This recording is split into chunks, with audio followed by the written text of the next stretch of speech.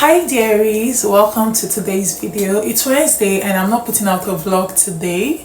I'm putting out this Q&A instead, and this is because sometime last month, or was it last 2 months, I uploaded the Q&A section because I was getting a lot of questions concerning relocation in my comment sections. So I decided to film a Q&A to answer everyone's questions, and I gave the privilege to my subscribers and my fans to ask me any question they wanted to know about relocation in the comment section. And yeah, I actually left that video for really long, for over a month, and here I am filming a Q&A to answer the questions that were asked in the comment section of that particular video. So today I'm putting this Q&A out instead of a vlog. So our next vlog will be uploaded on Sunday, which is coming Sunday next week. So this is the last Q&A I'll be filming concerning relocation. I will not film any Q&A again concerning relocation. This is the last pata. So please, yeah, I actually left that video for a very long time so that people get to see it and ask me any questions they have. So please don't come and ask me any further questions under this one again. If you have any question, you can go back to the other Q&A or watch this video properly. I'm sure probably I've answered your questions because you were probably having the same thought as some other persons that asked questions. Okay, when I said people should ask me questions concerning relocation, some people were just directing the questions to my personal life, asking me my own questions like what kind of visa are you on, this, that. Like when I said ask me questions, I meant ask me questions about relocations, not about my own. Like, ask me questions that you think would be helpful to you, and if I am in a position to answer it, or if I have an answer to that question, of course I'll go ahead and answer it. But since some people decided to start asking me personal questions about my own self, about my own journey, I'll do my best to answer the questions as much as I can. And if I think it's too personal or it's too private and I can't answer it, I will probably skip it or just answer it to the best of my ability. Okay. And also, disclaimer, I am not an immigration consultant. I do not upload immigration content. My YouTube channel is solely for lifestyle videos. I upload lifestyle vlogs. I don't upload relocation content. I'm not an immigration consultant, so I don't teach people how to immigrate from the country because I'm not trained in that field. So whatever information I'm sharing in this video is based on my personal experience and my knowledge, based on the process I went through with my relocation, because I did not do any further research for the purpose of this video. So I'm only going to answer the questions based on my knowledge and based on my personal experience. Okay, like I said earlier, I won't be putting out any Q&A concerning relocation. The next Q&A I'll be putting out would be a get to know me Q&A, which I will put out when I hit 2k subscribers. Right now we're in 1.3k subscribers and I'm so excited. Thank you, my tenacious tribe. Thank you, dearies, for always showing up for me. God bless you. Yeah, so let's get right into this video. Welcome to my YouTube channel, dearie. I do hope you enjoy this video. It's a new episode of All It Entails with Tina. Ta-da! Okay, you will see me looking down from time to time, and that's because I currently have my system here with me, and the comment section of the particular video I'm talking about is here on the screen. So I'm going to be reading out the questions I got. Yeah, I'm going to be reading out the questions and answering them one after the other. So in case you see me looking down, so that you're not like, oh, what's she looking at? Okay, so the first question here, I'll just answer every question as much as I can. Okay, the first question says, hi Tina, I have 2 questions. What kind of visa are you on? Then secondly, please explain how you were able to video when you reunited with your husband, the part you dragged your luggage to meet him before you guys hugged. Like, did you set your tripod before he met up and all that? Okay, so the answer to this second question is going to be like a confession, because I was not able to capture the moment, like the real moment where I met, like where I first saw my husband. Okay, I could not capture the moment because when I did not have anybody to hold the camera, and my husband even just came, and when he came I didn't even know he was already there. So when I saw him, I was just surprised that we hugged. Like, it was so unexpected, so I could not set my camera and film the real original moment. Okay, so what we now did was to like reenact it. Yeah, actually you can capture that moment if you like make a friend in the flight. You can tell somebody to video you, or if you meet people in the airport, you can tell them to video you and all that. But my flight arrived at 1 a.m, so everybody was just rushing home. There was really nobody to help us and all that. So what I did was, after, you know, hugging, you know, catching up, it's been 2 years, you get it. So what we now did was to reenact it, because I was now so unhappy that I didn't really capture the moment and all that. So I had to beg my husband that so you see how you behaved when you first saw me, let's do it back. I have to capture it, because of course I'm a content creator. I film for TikTok, I film for YouTube. So we just set my camera, and then I dragged my luggage back. God, I can't believe I'm saying this. Who is this person? What's her name that asked me this question? His name will be her name. Fine Cheesy. You're making me confess. So I dragged my luggage back as if I was just coming in, and I set my camera on my tripod from my husband's angle, like the angle my husband will be coming from. So we just filmed it and captured the moment. It was not as if we acted it, but that was how we actually acted when I arrived. Okay, that was the whole scene. That was the actual, how will I put it now, that was the actual reaction of when we first saw. But what we did was to just react it so that it can be captured on camera. I hope this explains it. So just in case you are not able to capture your moment, that moment you get to meet your husband and you really want to have it on camera, there's nothing wrong in reenacting the moment, just doing exactly what you guys did, or doing exactly what you thought you guys did, and then capturing the moment on your phone. Just set your tripod. I mean, it's not that hard. Life no hard like that. Instead of just beating yourself over the fact that you didn't capture the moment.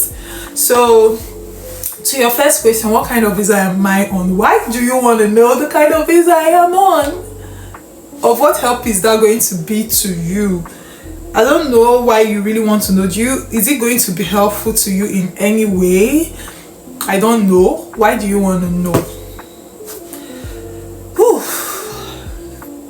I don't mean to be rude anyways. To be frank, I don't mean to be rude. You know, I love you all, my dearest, so much, but I'm just wondering why you're asking, because I don't even know. You're probably asking because you love me and you love to watch my videos and you really want to know what's going on in my life, and that's fine, that's valid. But yeah, I'm on a work visa. My visa permits me to work and earn money full time while I'm here. Okay, so I'm on a work visa. Okay, what other question? A lot of compliments. Oh my god. The comment section, there are not much questions actually. Just compliments. Okay, someone said, please can you do a video on how you migrated to Canada?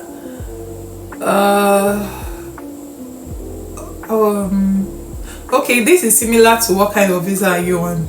So I'm just going to explain. Like I said, I'm on a work visa. My husband was in Canada for 2 years and I just joined him this year. So my husband was in Canada and I had to do a spousal open work permit to join him, and that's it. So I'm on a spousal open work permit visa. Spousal open work permit visa is not just spousal visa. It's like a spousal visa that permits you to work while you are with your spouse full time and earn some good money. Okay, I hope that answers your question, my dearie.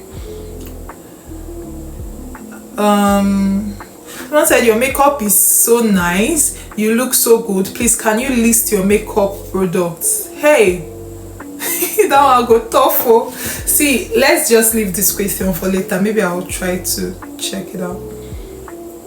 Hello dear, how much did you pay for the extra luggage, and how much, wait, hello there, how much did you pay for the extra luggage and how much? I don't understand. I think the person is trying to ask how much I paid for my extra luggage and how, like, what's the quantity, what's the weight of the luggage.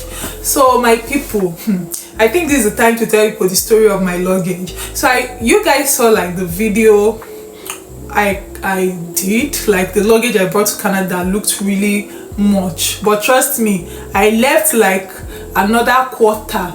I left 2 suitcases back in Nigeria. 2 huge suitcases. See, when I was packing, you saw my prep videos. Now you saw I was buying and buying and buying things, because I was not packing for only myself. I was actually buying clothes, shoes and stuff for my husband as well.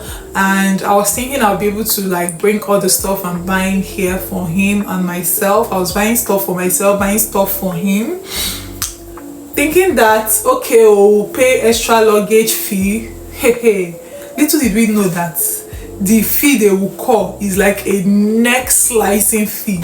It shocked me when I reached there. So when I now got to the airport, thinking that maybe they will just say, okay, a bus that is weighing more than 23 kg will be maybe 100k or maybe 200k and all that, or maybe one extra luggage will be 200k. My people, lo and behold, I got to the airport. How much did they even call for one extra luggage? 123 kg extra was like 500k for Qatar Airways. I said, hey, you see?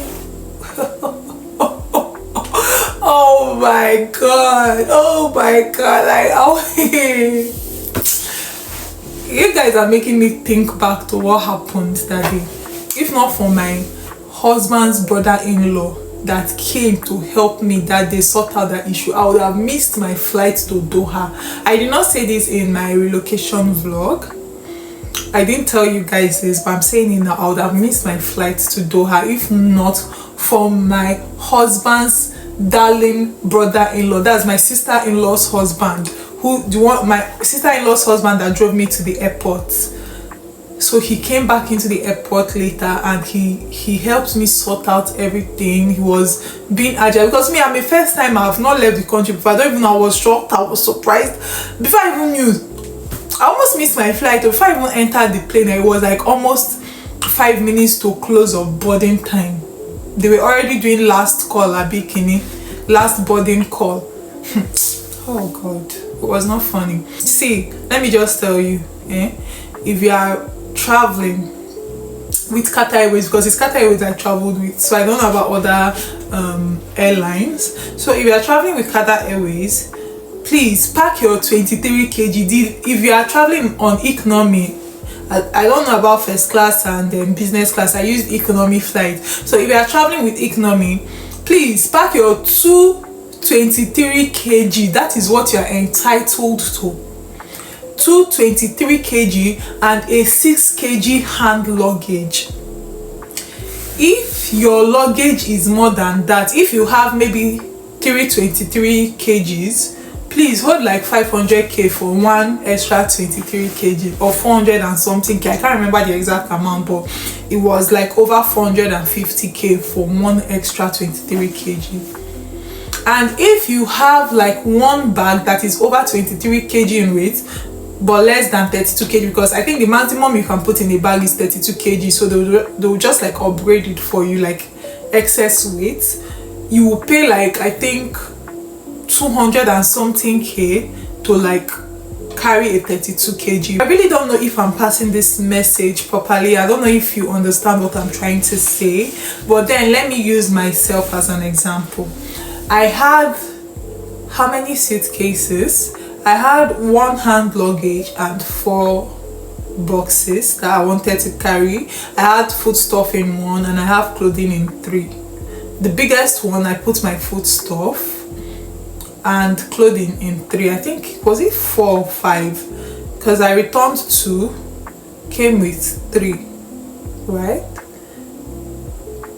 I can't really remember vividly, it's been a while. So what we now did at the airport, instead of paying for like, I think I had 3 boxes that were extra. So instead of now paying for like 3 boxes, what we did was to like top up the other boxes to 32 kg, and then I emptied one of the boxes into a Ghana must go. So when we emptied one of the boxes into a Ghana must go, you know, it will now reduce the weight, and like we topped it up to 32 kg. So we had all my boxes being 32 kg. Okay, so they were now, what I had to do was to like upgrade the fee, you know, to pay like I think to 200k for each of them, because they were now 32 kg instead of 23 kg. So if I was going to pay for each 23 kg extra bag I had, I would have been paying like 400 and something k each, and the money they were calling for all the extra bags I have was like 1 million naira.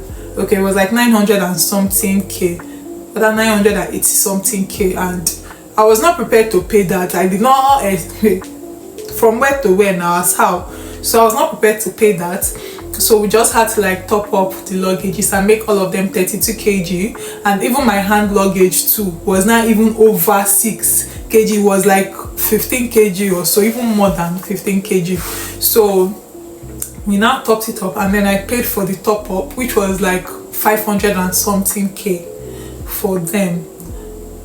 Like, it was still expensive and way more than what I expected, because in the end I was not now able to carry all my things. I had to leave some stuff I bought for my husband and myself back in Nigeria, and yeah, we had to leave some stuff back in Nigeria, and I carried those I could carry. So you know, all those people that work in the airports, they have their way of doing things, and if you are I feel like the more you travel, the more you understand how they run their payroll. For me, it was my first time leaving the country. It was my first international flight, so I didn't really know how these people roll and all that.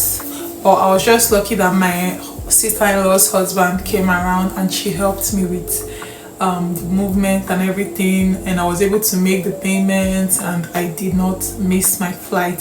So if you are relocating, instead of carrying 23 kg separate bags, just top up your bags to 32 kg if you know you have extra luggage, and maybe you were going to carry like 23 kg 4 bags. Just try and collect things from one of the luggages and use it to fill up the other 3 and make them 32 kg to make the money you're supposed to pay lesser. Okay, that's how it works. Or better still, just stick to your 23 kg. Seriously, just do that. I mean, if you still travel, you'll be able to order clothing, other stuff. Just carry the things you know that, okay, if you go abroad you won't be able to see them to buy. All right, yeah, I don't know, I hope I answered that luggage question well enough, because I just answered it to the best of my ability. Please, how did you apply? Like, what link or agent did you use, and how much did it cost you?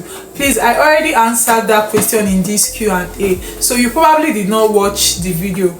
In the Q&A where you dropped this comment, you probably did not watch the video. That's why you're asking me this question again. I answered this exact question, how I applied, how much it cost, and everything. I answered it in that question. Okay, so please go back. I answered it in that Q&A, so please go back and watch the video. These are all the questions I can see, just 2 or 3 questions. Oh, someone said if you can share the reasons of the 2 denials, it will help others avoid the same mistakes. So this person wants to know the reason I was denied twice. I'll tell you reasons why you can be denied and what you need to work on for your application, and there are several reasons. Okay, and first, you have to meet up with your proof of funds, the amount of money that IRCC wants to see that you have to be able to cater for yourself during your stay in Canada or in any country you intend to relocate to. So make sure you have the amount of money, at least have some values over the amount that the immigration body for that country is requesting for, which is proof of funds. Then number 2, make sure your home ties are strong. Number 3, make sure your application is strong enough. Make sure your statement of purpose is strong enough. Make sure your statement of purpose is strong. Make sure you have enough money. Make sure you have strong home ties. If you are relocating to join your spouse, make sure that your spouse is a legal immigrant and he has all the documents to back it up, because if the person you are relocating to join is illegal, trust me, you can't join him, because you even be dragging the person into trouble. So the person has to have legal documentations, and certifications to show that he's there legally and you are coming to join him. And if people are 2, the money you are going to be showing is going to be for 2 people, not for only you. It's going to be for you and your spouse, showing that you can cater for yourself, okay? And then your home ties can be like a job you are working in Nigeria, a business you own, your family, your involvement in your country, like some strong ties that show your relationship with your country and why you would probably come back to the country. All right. That's all I can think of for now. So for the person that asked about my makeup products, let me just do you the favor of shooting that for you, okay? Because I care so much about you and I don't want to disappoint you. So let me just bring it out. So I have this basket where I keep my makeup products. So for my powder palette, this is my powder palette. I actually did a makeup set. I did a makeup set haul in one of my relocation prep videos, so you probably didn't see it, so I'm just doing you the favor here. So this is my powder palette. It has blush, bronze, and all colors, all shades of powder in it, and it's the, what's the name, Avo Professional HD powder palette. Avo Professional HD powder palette. I no longer have the carton, so this lash set, I bought it from Nigeria. It has 40 pairs. This is my eyeshadow palette. What's the name? Who's that girl? Gorgeous Me 63 5D eyeshadow palette. This is it. See plenty colors and jaga jaga on it because of makeup. Anyways, this is my brush set. My lip palette. This is my lip palette and the name is Beckham Angel's Dream. This is my lip palette. I hope you can see it. Then this is my, what is it called now? Setting spray. Yeah, Seal It. I use this one when my makeup is complete. Seal It setting spray. There's one I have that is for during the makeup. You just use it to wet your face and it helps the makeup to sit properly, but that one I've never used it. I left it in the bathroom. This is my primer. I've barely used it. All these things looks really stained because my eye pencil is just staining them. This is Goodbye Pores Usher's primer. Usher's primer. This is the primer I use. Yeah, making me to advertise people's product that they did not pay me for. This is V Beauty foundation. Okay, I use V Beauty foundation. Then what else? I use Zikel. I love Zikel concealer a lot, so I use Zikel concealer. I have it in 3 shades. So these are the 3 shades of Zikel concealer. You know you need different shades of concealer for different purposes. So Zikel concealer is what I use. And I have this one beauty blender. It looks this small, but when you soak it, it gets puffy and bigger. So yeah, that's that for my makeup products. I hope the video was helpful. I just had to be fast. It's actually past midnight and I need to go to bed. Anyways, thanks for watching this Q&A.